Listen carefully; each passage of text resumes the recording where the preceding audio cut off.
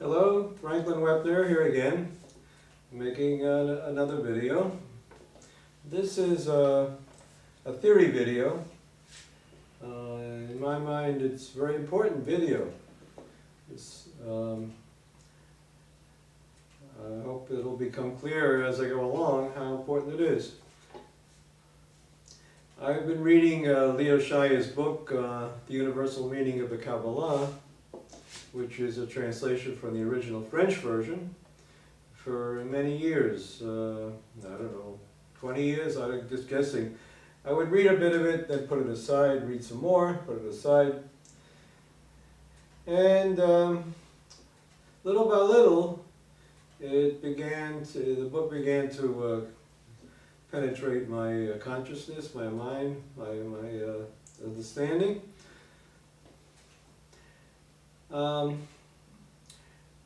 At the same time, I was deepening my understanding of a lot of other things, Gestalt therapy especially, Kabbalah, philosophy, one thing after the other. And lately, Michael Chekhov, acting technique, and recently I'm beginning to see I might be wrong about this, but I think I see a very basic, actually a very simple way of understanding a lot of the mumbo-jumbo that didn't make sense for all these years. And that's what I want to try to put across now, if I succeed. So I have here chapter 3 from Schaya'S book. Chapter is called Creation, the Image of God. And also relate to chapter 6, The Mystery of Man. Maybe I won't get to it in this video, but I want to say something about that too. Let's see if I can get the message across in a very simple way to begin with.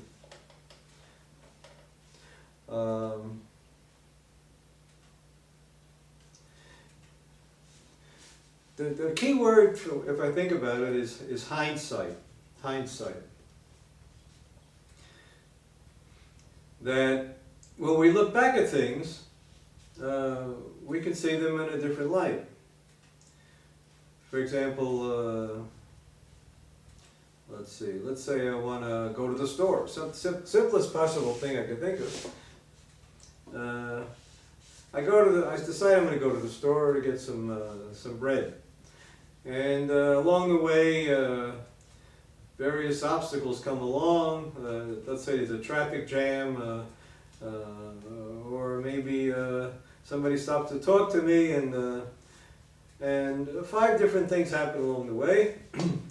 Finally, I get to the store and buy my bread. If I look back at it, I can look at those series of things that happened along the way as stages of getting to the completed action of buying my bread. And at the same time, I started off with the idea, I think I'm going to go buy some bread. So we have this idea, something like this going on, that the person has an idea to do something, and like God decides to create the world. It's another example. And there are certain stages that take place along the way to trying to do it. And at the end, you can look back and say, well, I did it. I finished my action, or God had spent 6 days creating the world, and he looks back and, wow, I did it. Okay, I'm going to take a rest, and when I look back at things over the 6 days, I can understand, I can put it all together, and we end up, philosophically speaking, with a situation we can call the one and the many. At the beginning, when I have an idea, let's say that the idea is the one, I'm going to do something. And then the many is the different stages I go through to do it. That's that idea kind of breaking out into all kinds of plans and actions and partial actions and blunders and struggles. And then at the end, there's the one and the many, where I did it and I look back at it and I see how the one and the many came together. And so you say to yourself, well, why bother looking at it that way? Why not just say, I'm going to go to the store and I do it, that's all, very simple. Why make a mountain out of a molehill? Well, it turns out that looking at things backwards has a much greater appeal to all kinds of profound thinkers in the world, in history, than looking at things forwards. I'm talking about the Kabbalah, I'm talking about Greek philosophy, my understanding anyway, of Plato, Aristotle, and Gestalt therapy, all these different things. In other words, what we call the phenomenology of the spirit. That somehow, when we think just forwards, we see things in a kind of simple way. But when we think backwards, then things somehow have a much more encompassing, powerful way of looking at things. Now, certainly a lot of people wouldn't bother with this stuff, but it turns out that from my experience and my learning, whatever, that most of the really great thinkers of history of the world that I've been dealing with do that kind of backwards thinking. It's even built into the, I see it, at least I'm reading into it maybe, but I see it built into the whole Torah. For example, we have this idea, I made a video about Exodus, and there I pointed out that we have, everything happens going out of Egypt, and then at the end, near the end, we have this thing, and Moses sang, and Moses reviews the whole thing of all the different things that happened in the song. The Egyptians, this happened, the Egyptians, that happened, this happened, one after the other. But it's looking backwards. So you say, why bother to look at it? If we just did it forwards, why bother looking at it backwards? Well, I'm suspecting that perhaps this backwards way of thinking was built into the thing as part of the story. So now that's a simple way of looking at it. Now let's look at it in terms of philosophical jargon here. That's some of the basic ideas of dialectical thinking. Thesis, antithesis, synthesis. The one, the many, the one and the many. And if you look at, for example, Marsilio Ficino, Italian Renaissance philosopher of writing about beauty, and Plato, that's the definition of beauty, the one and the many. And that sort of definition of the beauty, it pervades all these different, many anyway that I've come across, many of these sources, especially in the theater you see it. In art, if the parts all fit with the whole, then it's in balance, proper balance, then it's beautiful. Like in a Greek statue, or in the Kabbalah, we have one of the points of view, or what they call sephirot, one of the 10 major points of view about thinking about reality. It's called Tiferet, which translates into beauty, and that's the one where you get the integration of the oneness on the one side. Let's see, so that'd be your din, the different distinctions, judgments, oppositions. This fly is going to get me, or I'm going to get him. I don't know.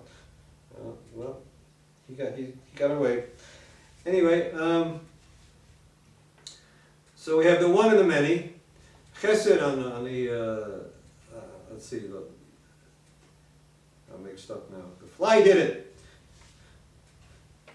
This is the anyway. Chesed din, the two, the one and the many. The Tiferet is the way they come together, and that's the idea of beauty in the Kabbalah. Okay, so there are two examples.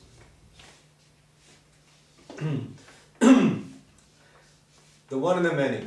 And from the point of view of the model that we started off with, the hindsight idea, so we have the one is when you start off with something, the many is the different stages of doing it, and then the one of the many is the looking back at it, like God does at the end of 7 days, and the oneness pervades all the manyness. You see that, for example, in the Mona Lisa also, by the way, the painting, Leo da Vinci, who was apparently reading a lot of Marsilio Ficino in those days. He paints a picture with a lot of details, and then he puts a kind of, like he smears paint on it or looks at it as though he's nearsighted, like a Monet painting, and makes it all vague. And the vagueness is the oneness, and the details get kind of half washed away in the oneness. So again, he's representing in some way this ideal of the one and the many, the beauty. Okay, now I'm going to turn to Shaya more specifically and show how basically I think if he doesn't, I don't have sources about Shaya. I don't know where he got this stuff from. I just know it's a wonderful book for me. It summarizes a lot of things. For example, rather than reading 15 volumes of Likutei Moharan, the Breslaver Bible, from Nachman of Breslov, you can read one chapter, a couple of chapters of Shaya and get the same basic Platonic or Neoplatonic way of looking at things. But anyway, here it is in Shaya's words. Chapter 3, Creation in the Image of God. He has a nice little quote at the beginning from Isaiah 40:26. Lift up your eyes on high and see who hath created these. Lift up your eyes on high and see who hath created these. Now, there are a lot of allusions to the eyes of God in various sources. I don't remember all the sources. One, I'm sure I found that in Likutei Moharan, Breslov. And here it is in Shaya, and I found it in the Psalms. I don't remember exactly where. But again, if I'm right about this eyes of God thing is the hindsight, looking back. And if you look back, what do you see? You see two things: who and these. Who is the oneness that you're looking back from that point of view, where it's the one and the many together. And these are the things that you're looking at. And somehow when you look at these things from the point of view of hindsight, you see that somehow all these individual moments were all kind of dissolved in the manyness, that in the oneness that you're looking. All the many moments are now somehow dissolved, or reflected in, or appreciated by, or grasped through, and however you want to put it, the oneness, the overall point of view that you got to at the end. So now I'm going to read the same thing in his jargon. This is Shaya. Of course, this is translated from the French, and when I get to it, I'm going to point out a major translation problem here. I would call it a blunder. I think it was Nancy Pearson or somebody named that did this translation, and either she made a choice based on reasons which I cannot fathom, or she made a blunder, I'm not sure what. But anyway, here's the first paragraph of the chapter. The principal aim of tradition in regard to the forms and laws of the cosmos is to connect all things with their first and divine cause, and thus show man their true meaning, the sense of his own existence being likewise revealed to him thereby. To connect all things with their first and divine cause, and to show man the true meaning. Okay, so looking back with hindsight, now I'm going to keep relating to this, my favorite example, which is Gestalt therapy. And if you don't know about Gestalt therapy, well, read Gestalt therapy verbatim and find out. But the main idea there is especially the dreamwork process, I'll relate to that. So you have a dream, you start off with a dream in the present tense, you act out the different elements, for example, a cloud talking to a tree, and you get to a place where the two sides are having an argument, they get stuck. You close your eyes, go inside, get a new idea out of the void, and the new idea, then you start off with a new thing in the dream work. Maybe you start off talking about your relationship between you and your mother. So then mother's on one chair and you in the other chair. So it's an endless process of oneness, the new idea, manyness, the two sides having an argument, And then synthesis, where the new idea that comes out of the void somehow integrates the two elements that you just got unstuck about, and from a new point of view, you start another cycle of this dialectical process. Okay, so from the point of view of say, a 3-hour dreamwork session, and then looking back at the end of it, and if I'm the director, I ask her, what you get the message? And the woman says, well, I realized that I should be closer to people in my life. There's a perfect example, and if you want to find out where I got that from, look at this awareness work with Bell video that's been seen by at least 50,000 people already. And you see how it came out of her about a series of maybe 3 or 4 or 5 dialogues, associations and stuff that led to that. So at the end, and that was her hindsight, that was her idea at the end. And from the point of view of that idea, she can look back at her relationship with her mother, she can look back at her relationship with this feeling or that feeling, all the different things that came out of the 2 hours. Actually, she was only doing 2 hours work on awareness there. It was a very profound thing that she was dealing with associations of Marilyn Monroe and Marilyn dying and thoughts of suicide and judgments about I'm not beautiful enough and all this stuff happened in 2 hours.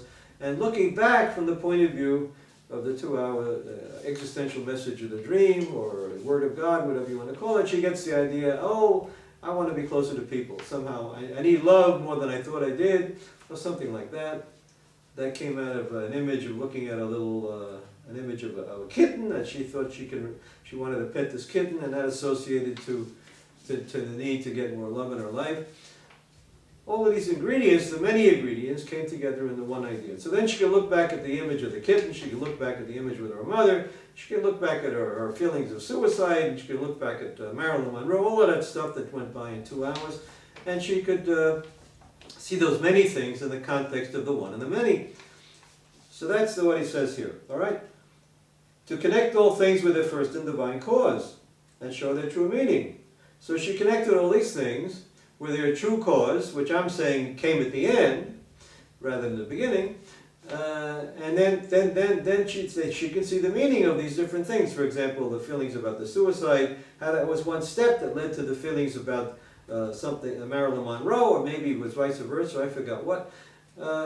Anyway, one thing leads to another, but the overall hindsight, the overall final point of view at the end, is what put it all together for her and allowed her to see, like it says here, to connect all things with their first and divine cause. In this case, it's the final cause rather than the first cause, although we can assume that somehow at the beginning, before she started doing this process, somehow, according to the theory anyway, there was in her the potential that these things could unfold. They wouldn't have unfolded if this lady didn't do it. If some other person started 2 hours on awareness, chances of her coming to the same conclusion through the same series of images are practically zero.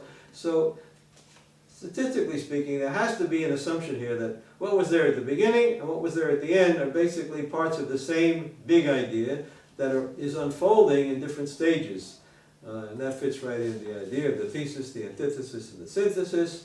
Or, he's going to point out here the two ways of looking at things. If you're looking at it platonically, you could talk about going back and remembering the origin. If you're looking at it Aristotle, you're talking about the final cause, the superobjective, what it all leads to. It's all there right here in Shaya. So let's read on, and we'll find it all here right here in Shaya.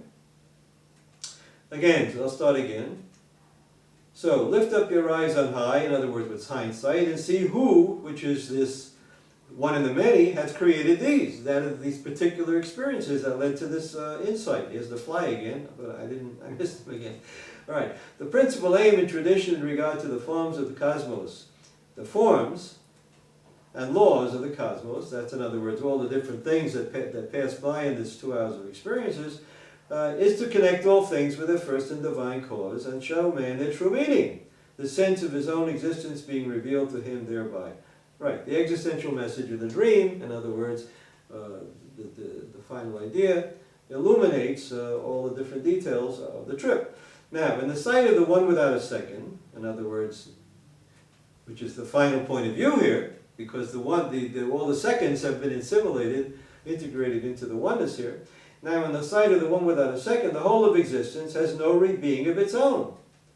Right, because all of these looking back at these things, for example, thoughts about suicide, now that we see them from the point of view of loving people more, that was just a wisp, just a moment of flash of depression that a person has, and really it's not substantial. What's substantial here is the need to get to know people better. All right, so again, in the sight of the one without a second, in other words, the final message here, the whole of existence, the whole of the series that the person went through, has no being of its own, right? It's all illusions. It is the expression of one reality, that is to say, the totality of its aspects. That's the key word. But in Hebrew, bechinot, Nachman Bresso says, my whole Torah is bechinot, aspects. He's dealing with this series of associations that lead to the one and the many. The whole of existence has no being of its own. It is the expression of the one reality. That is to say, the totality of its aspects, manifestable and manifested, in the midst of its very infinity. Right, the infinity is the final point of view that encompasses everything, because it doesn't have particular limits. It encompasses everything. There are no more these things, these stages on the way of this phenomenology of the spirit that's unfolding here, are no more than symbolic veils. There's the fly again. No, missed them again. Are no more than symbolic veils. Okay, that's it. Every one of these things, for example, the thoughts of I should kill myself, it seems real at that moment, but looking back at it, you could say, oh, I must have been depressed at that moment or something. So it turns out to be just a veil, a mirage, as Shai is going to point out, that was only seen formidable from the point of view of going forward, but from the point of view of going backward, we see it as just an illusion, a mirage. Things are no more than symbolic veils of their divine essence. So in other words, the pure idea underlying every one of these illusions. For example, the idea I should commit suicide has in it a certain pure idea that's been fogged up and now comes out as suicide. But really, the underlying essence of that is something that was a necessary stage for this person to go through to get to the final message that I need to be near people. But we cannot so easily talk about the underlying pure idea, the Platonic pure idea, if you want to call it that, the essence of the personality that's involved here, because that somehow or other, that layer is masked by this illusion, which is I should commit suicide. Okay? So, of course, I'm not saying these things are out there somewhere. You know, some theologically speaking, some neurologists can say, well, that's from the hypothalamus, and that's from the cortex, and that's from the cerebellum, you know. Why and wherefore it all comes from, I don't know. I don't claim to know anyway, but we can see that this is what happens. This is what happens, and if I'm talking about 700 guinea pigs that I've worked with in 40 years, that's what I could say I've seen. I walked out of medical school 50 years ago in order to do something which seemed more real at the time, music and theater. But now looking back at that for 50 years, I was on some kind of a truth search and I wasn't getting it somehow in medical school. And so now looking back, I can see leaving medical school was a way for me to get to something which was, I can now say is in some way more scientific and more healing than what I was getting fed there. Anyway, okay, so things are no more than symbolic veils of their divine essence, or in a more immediate sense of its ontological aspects. Right. These aspects are the eternal archetypes of all that is created.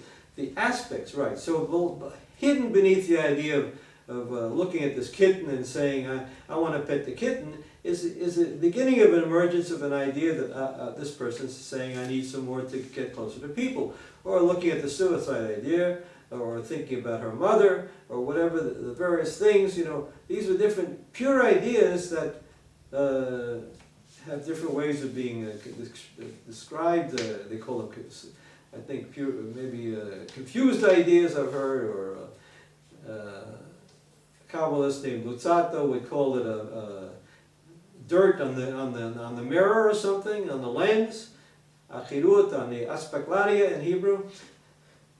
Okay, but the underlying archetypes, the pure ideas, Alright, so let's going back over that very important sentence. Things are no more than symbolic veils of the divine essence, or in a more immediate way of its ontological essence. Aspects. These aspects are the eternal archetypes, the pure ideas, in other words, of all that is created. Okay? There's so much there. That's one paragraph. And we read, it took us almost half an hour. I'll go on here. I want to get to something in another paragraph here that is a very important key idea here. So let's go on. If one understands creation in this way, it is revealed as a multitude of more or less perfect images of God or of His qualities, as a hierarchy of more or less pure truths leading towards the only truth. Okay, that's exactly what we just said. Again, if one understands creation, now creation is what's happening when this person starts off, when you start off saying, deciding I want to go to the grocery store, or when somebody starts off doing 2 hours of Gestalt work on awareness or a dream or something. What then happens going forward in that process is you're creating the person is creating a world of experiences that we call reality. That's creation. It's a multitude of more or less perfect images of God, because or images of reality. For example, I want to go to the grocery store and all of a sudden there's a traffic jam. Somehow my image of going to the store is now being tarnished by, is less pure, less truthful because of all this cruddy traffic that got in my way. Or a person might all of a sudden say, I want to go, but oops, I forgot my money. And then my memory, ability to remember and bring my money along, it's another thing that interfered with my pure idea of getting to the grocery store. And just like that, all these different, a person does Gestalt therapy, discovers all kinds of games, self-judgments, for example, or body tension, all kinds of things that interfere with getting to the message of the dream. So each of those things is makes the experience a less perfect truth. So gradually, as we go along in this Gestalt therapy process especially, or if a person is really committed to an action, the more harder we work to get to it, the closer we get to it, the more pure images we run into. The images we're less muddled up, more and more focused on the action. A hierarchy of more or less pure truths leading towards the only truth, which is the final action being completed and the hindsight. For if God is the first origin and highest prototype of creation, that's Plato. Looking back, God, the theory of anamnesis, anamnesis, and is not, amnesis, not to forget. Somehow that we need to look back at the origin of this, the pure origin of the idea to go to the grocery store has something to do with the pure origin of the idea of having to have food and having to live. There's that fly again. Oh. What can I do?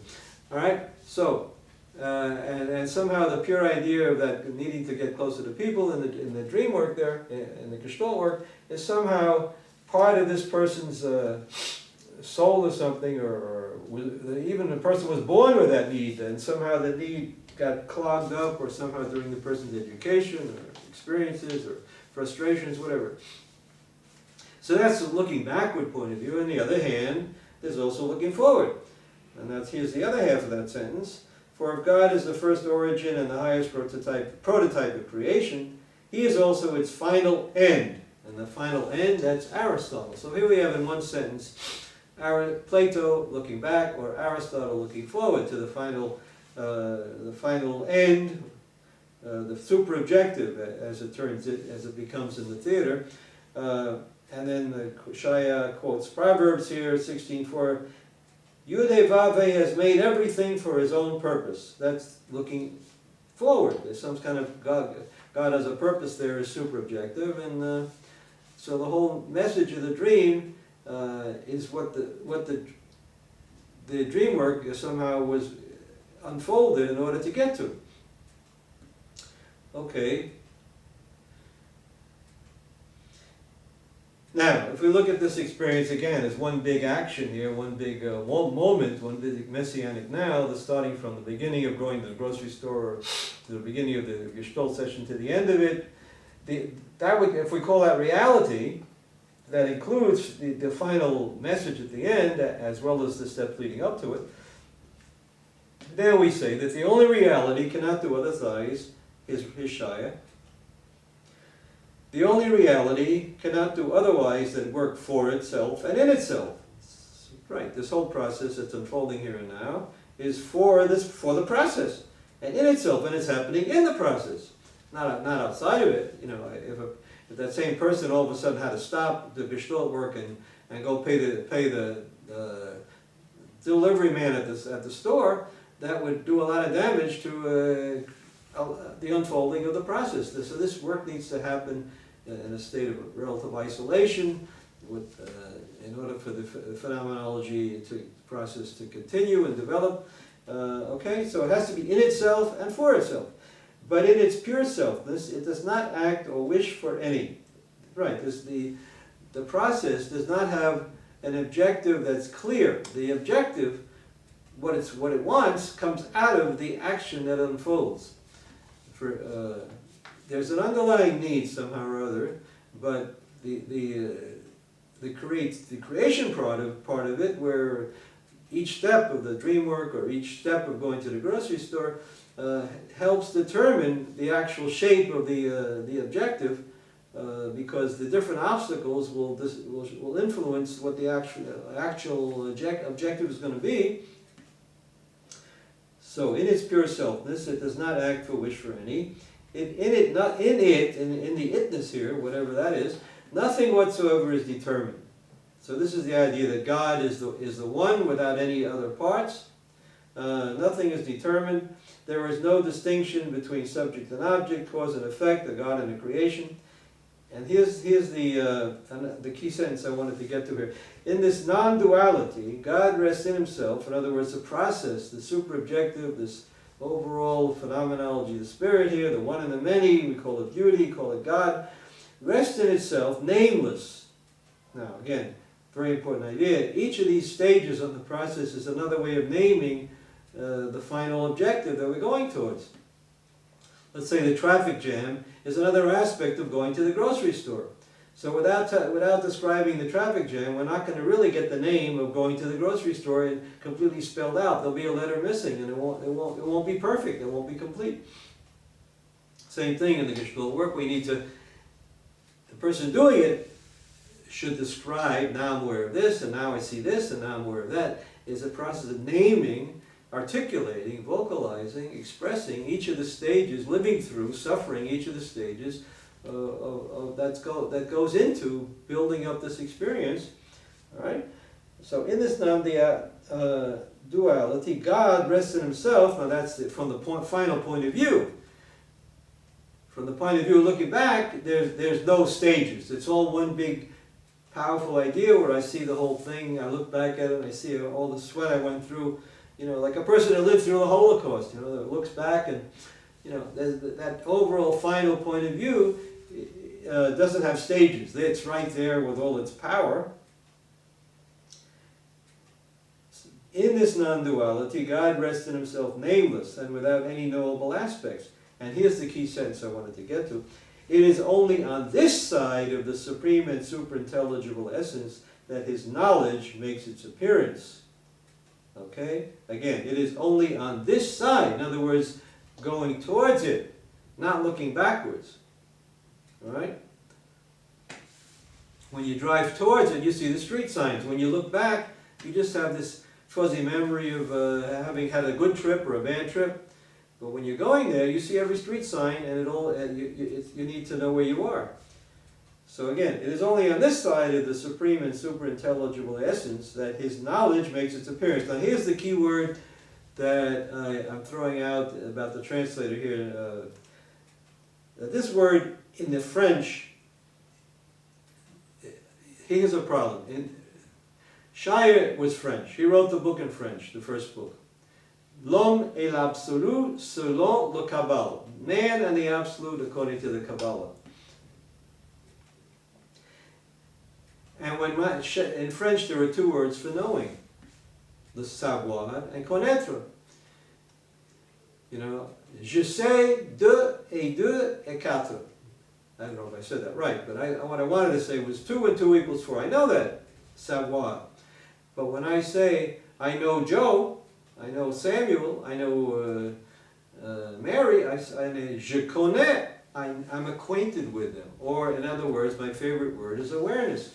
So, connaître means awareness, and savoir means knowing in a kind of a different kind of sense.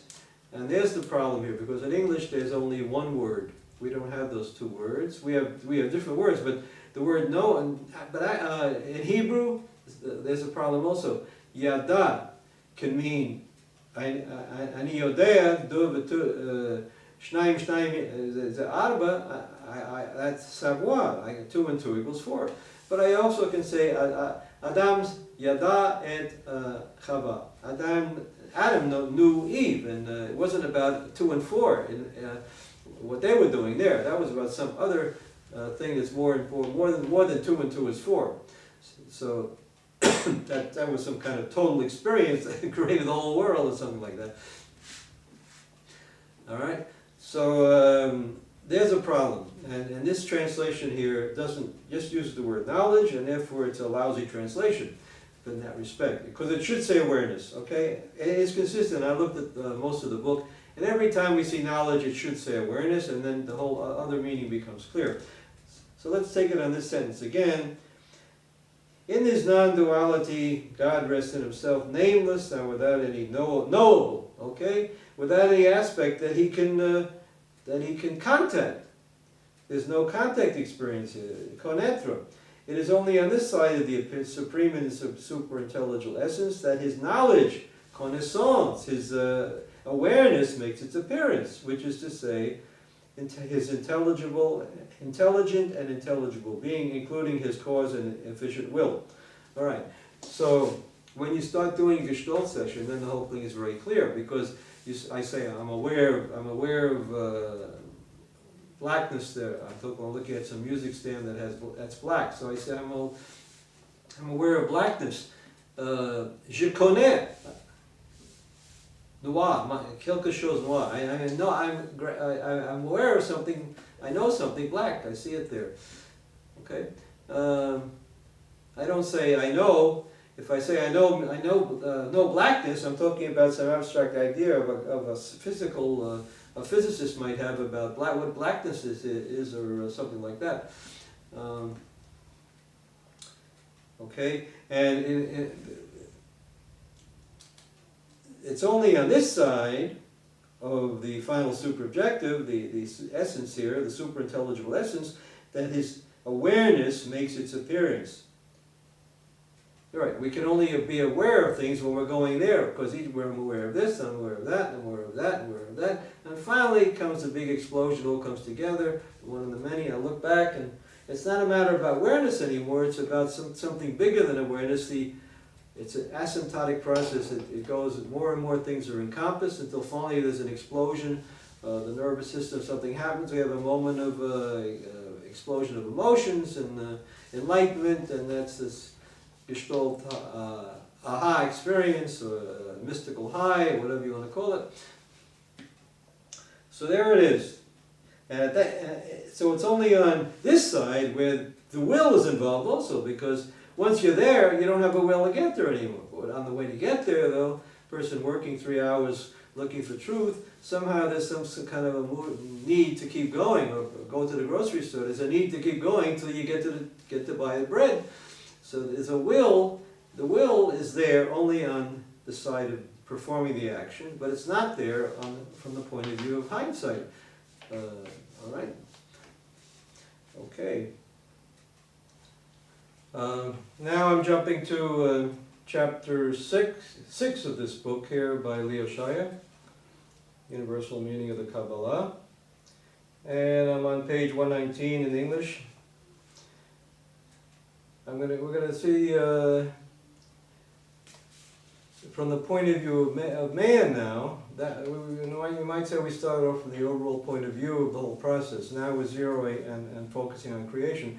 Here he's looking at it from the point of view of man. What do we mean by man? And he's pointing out that there are 3 different levels. There's a transcendental man, and let's see, what are the 3 levels here? The spiritual, psychic, and corporeal aspects of man. Three different levels, okay? So in this paragraph here, if man above is the whole of divine transcendence, then strictly speaking, man below is only human individuality, which includes the corporeal and psychic realms. All right? Between the individual man and the supreme transcendental plane, there lies the spiritual world, wherein dwells the divine immanence alone. So there are 3 levels here, which you might call the macrocosm, transcendental man, the microcosm of everyday reality, and what he's going to call the metacosm. Those 3 levels here. If you're used to thinking about Sephiroth and worlds in the Kabbalah, so he's going to point out, he's going to get to the idea that the lower 2 worlds, Asiyah, doing, and Yetzirah, the soul world, those 2 are he's going to call the lower level of man, and the world of Bria, creation, he's going to call the spiritual man, spiritual level, and that's part of the macrocosm.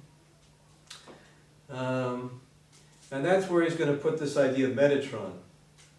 Metatron is the idea of action, and above it all is a transcendental man, which you might say is Atzilut, the fourth world up. But you don't need to get into this Kabbalistic description of worlds here to get the point here. It's actually a much more we can see it in a much more simple way. In fact, maybe I'll go to the simple way first before I get into the Kabbalistic mumbo jumbo here. All right. So this going back to this basic idea of looking back, all right? So if we look at, say, looking back is the highest point of view, where you're including the one and the many, and you got the whole idea in your head, the whole action completed. Your God, you just finished the 6 days. You're doing the Shabbat. You see the whole picture from the beginning to the end. The thesis, the antithesis, the synthesis. Okay, that's what we're going to call the macrocosm, the highest level transcendental man. The ability to see that. All right. And let's think of that. On the other hand, think of some guy that's starting out to do, go back to this woman doing her Gestalt session. Before she does it, she's an everyday actress named Belbaka. And she doesn't know, never even heard of Gestalt therapy, or maybe she heard of it, but she never did it. She has no idea what she's getting herself into. So that is everyday corporeal, just a body, microcosm level.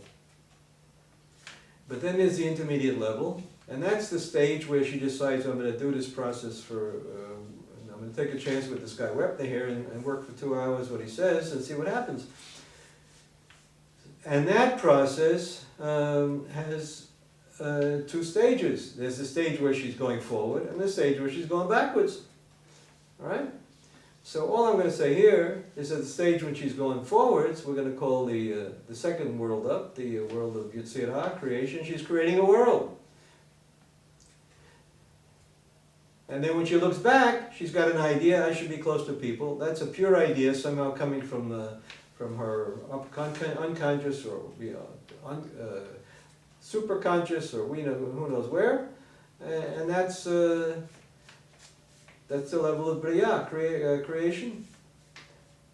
So that's a spirit. If you like Michael Chekhov, here we call it your lower self or your higher self.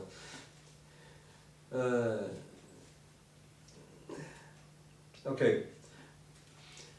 If you like Stanislavski, by the way, an actor prepares, that's all about the middle level here, where an actor starts basically doing something like Gestalt therapy, and and so that finally he gets to the super-objective, which is the bria level, the looking back at it. And then he uses the super-objective when he's working, doing the role to move forward as his final cause. So all these different dialectical ways of thinking, and various ways of talking about the same thing. I like the Gestalt process because it's the most thorough, in my mind, the most simple, clear. All right, so again, Bellbacker, before she does it, she's a corporeal, just microcosm. What we call here human individual. He calls human man below, human individuality, or what Michael Chekhov calls your lower self. So Schaya says, if man above, in other words, that's the level of having got to the final point of view, your super-objective, the existential message, you're looking back. If looking back, a man above is the whole of divine transcendence, where you're transcending, looking over the action, looking back at it, like God, hovering over the world. And I think that's one of the images of Aristotle there. Then strictly speaking, man below is only human individuality, which includes the corporeal and psychic aspects. So the corporeal aspects is before the doing any Gestalt work. The psychic aspect, where psychic means soul, and the Yitzhira is the world that refers to soul, is the level of developing the action, creating the world. So from this point of view of awareness, if we're talking about knowledge equals awareness, and we're talking about phenomenology of the spirit here unfolding, then before the Gestalt session equals no world, no reality. It's all deductive logic. It's all getting lost in the matrix of everyday thinking, of games, of programs, cut off from this inductive logic, which is, that's a descending path, is the getting more and more stuck in the impasses of the world, getting more and more lost in the world from what you call a Gnostic point of view. And then the beginning of the ascent, the return, the teshuvah, on the right side, is the awareness stuff, the inductive logic, and that's the psychic, that's the soul level. So that's where you start off with your awareness work. I'm aware of this, and every time you're aware of something, you're moving a little level, getting more and more integration, more and more gestalts coming together, higher and higher up, and you're more and more creating a world. That's creation in this model. And when the world is finally created, then you look back like God did, and look back at the world you created, and that's you're moved up from Yitzhira, the second world creating the soul, the level of creating a world there in your Gestalt session for 3 hours, and looking back at it with your new idea, then you have the idea.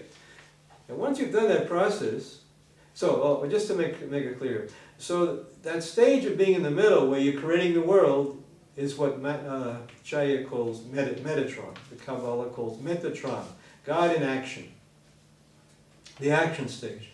So before you do your Gestalt work, where you're stuck in the everyday maze of reality, according to the system, you're not in action. You're stuck in habits. That's called confluence in Gestalt therapy. You're just a robot going according to your programs and your introjects and dibuks and whatever else is controlling your life, but you're not really you. The moment you start creating your world, you start doing the Gestalt session or yoga, whatever it is, your techniques is to get out of that box there, then you start being man in action. You become Metatron. In the Kabbalah, Shaya talks about the transition from man, Enoch. This prophet Enoch supposedly gets formed from a man to sitting at the right side of God or something like that. Enoch. The prophet Enoch. There's this transformation. That's the level of Metatron. Action, God in action. And then finally, when you finish your 3 hours and you look back, then you're somehow or other make that leap of going from this side to the other side. You're looking back like Moses singing at the end of after the going out of Egypt. just like you go out of Egypt with the, when you do your action, your metatron, so then you look back and then you're on the level of spirit, or bria, or macrocosm, the world of pure ideas. And your pure idea is, for example, if you're Belbaka, then your pure idea is, I want to get closer to people. And that somehow or other encompasses all of the different things that your dumb pre-Gestalt self and your self in action, your Metatron self doing the session, and your final insight all come together there as the integration of the one, the many, and the one and the many. So there is the whole dialectic completed there. And that's one reason, that is the reason, I believe, that Schaya uses the word universal so much in his book.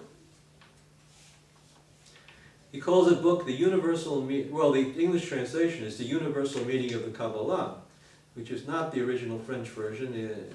L'homme et l'absolu selon le Kabbal, the man and the absolute according to the Kabbalah. So whoever translated it must have been taking other places where Schaya used the word universal somehow or other, and bringing it into the title of the book because it's so basic. By universal man, he means dialectical man, phenomenology of the spirit, part of this overall world-class knowledge of thesis, antithesis, synthesis.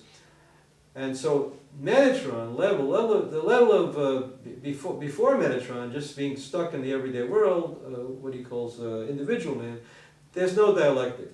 It's all stuckness, all opposites.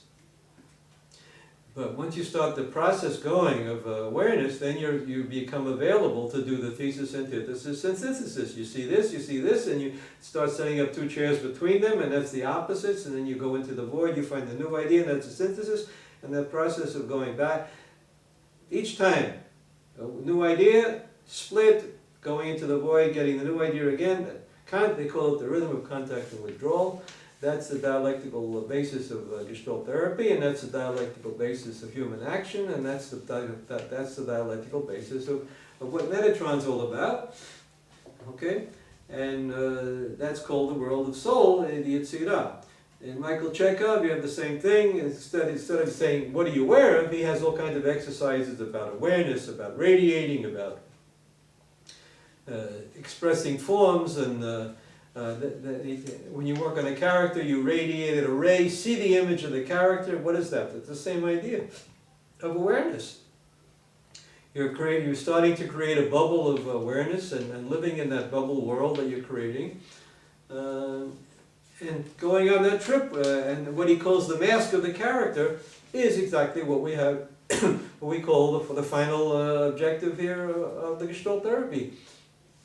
It's as though the mask of the character is something bigger than you, pulling you forward, and he's telling you, let your human self be totally part of the mask, or another way, or your divine, or your higher, let your lowly self merge into your higher self. So he's asking actors to basically to do Gestalt therapy without telling him how to do it, which is, in my opinion, a kind of silly thing to do. But of course the people that are following it, the actors that are doing this technique in all the studios are not looking for anything more than that silliness apparently, because they're satisfied with it. And that's the problem I see in so much of when I look at videos of Michael Chekhov teaching, I see a room full of sheep being told what to do this, without the individual action that should be going on, so that each person is creating his world. And being Metatron, you don't have Metatron, you have sheep there, which unfortunately.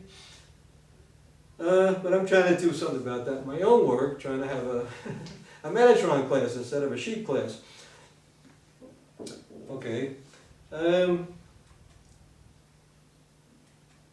So now if I read some of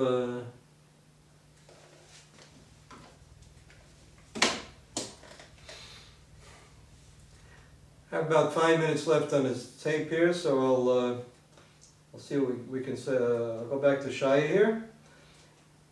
So I'll read this paragraph again. If man above is the whole of divine transcendence, then strictly speaking, man below is only human individuality, which includes the corporeal and psychic realms. That should be clear by now. Between the individual plane and the supreme and transcendental plane, there lies the spiritual world, wherein dwells the divine immanence, that in other words, God somehow or other in this world here, divine immanence alone. And it is in that the third fundamental aspect of man is to be found, connecting his created being with his uncreated essence. Connecting his pre-Gestalt mixed up self with his looking back wiser self. Okay. And the third fundamental aspect is to be found, connecting his created being with his uncreated essence. This is super individual and cosmic man. So that's what Metatron here is, or that's what the actor is in Gestalt therapy, or in Michael Chekhov's acting system, even in Stanislavski. It's the same idea. This is what the actor is. The actor is cosmic man, supra individual and cosmic man.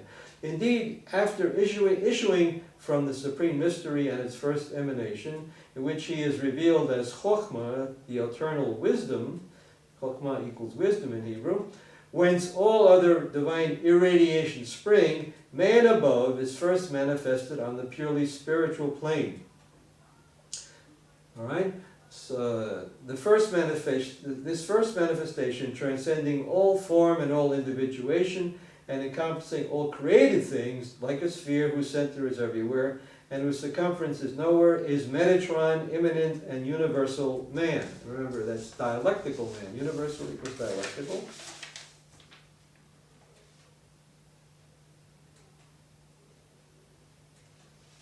Okay, let's go back and nibble on that one for a while. Again, after issuing from the supreme mystery and its first emanation, in which he is revealed as Chokhmah, the eternal wisdom, whence all other divine irradiations spring. Man above is first manifested on the purely spiritual plane. This first manifestation, transcending all form and all individuation, encompassing all created things, like a sphere, etc., etc. All right. So let's say you're an actor and you want to create a character.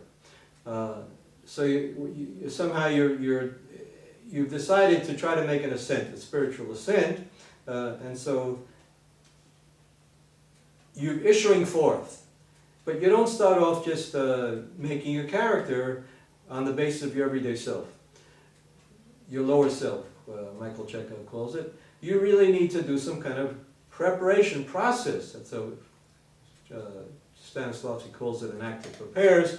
Michael Chekhov tells you to start doing things like imagining the character, or make a ray, and then go out there and act out what you just projected there. Start playing, which is a very short short-circuit way of doing a tiny bit of Gestalt therapy. But Gestalt therapy, you start with I'm aware of this, and you start aware of this, and then you start playing the dream images one step to the other, and start the dialogues between them. You do the whole thing very systematically. So once you start off on you issue forth to start off on this creative ascent, a process here. The first manifestation, transcending all form and all individuation, and encompassing all created things, is this role of being Metatron, of doing this process of starting projecting, radiating, and identifying with the different things you project, building up your bubble of awareness and starting to live in that world, that phenomenology of the spirit.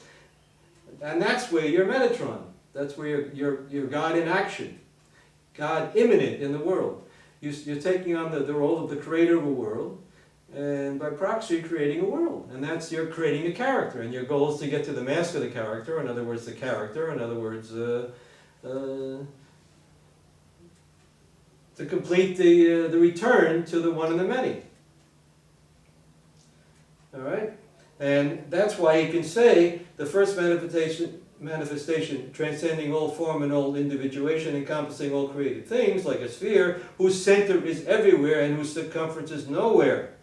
Right, because when you do awareness work, I'm aware of blackness over there, I'm aware of yellowness here, I can right away shift over and become the blackness, and that becomes the center. Or I can become the yellowness, and that becomes the center. The center could be anywhere in that person's experience where they decide they want to have a center. And Chekhov, again, has exercises helping you to find the center of a person, but in a very superficial way. You know, just imagine that this person's the center is in their nose. He tells you that. But if it doesn't come from you finding the center of that person in the person's nose, then it's anemic. It's not really what's needed here. It's not really metatron. It's a kind of dilute actor mentality, lowbrow version of what should be going on here. All right, and I'm giving it to you straight from the source here, from the horse's mouth.